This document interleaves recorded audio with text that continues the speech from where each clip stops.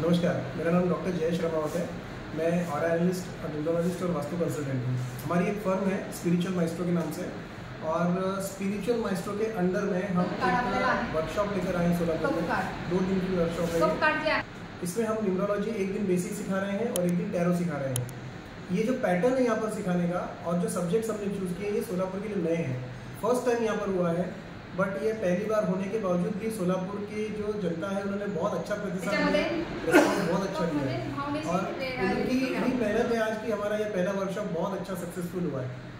मैं उम्मीद करता हूँ कि लगभग हर अल्टरनेट एक महीने के बाद हमारे सोलापुर में लगभग 11 तालुका हैं। मेरी कोशिश रहेगी कि इवन तालुका प्लेस वालों को भी यहाँ ना आना पड़े, हम उनके तक आके उनको वो सारी चीज़ें सिखाएं, एक नए सब्जेक्ट्स के बारे में जागरूकता पैदा करें, खुद कंसल्टेंट बने लोग और अपना व्यवसाय भी अच्छे कर सकते हैं और अपनों का भला भी अच्छे से कर सकते हैं। धन्यवाद। नमस्कार, माझे नाव रेखा गोस्वामी। मी कल्याणला असते, tarot card reader, reiki grand master आणि न्यूमरोलॉजिस्ट आहे।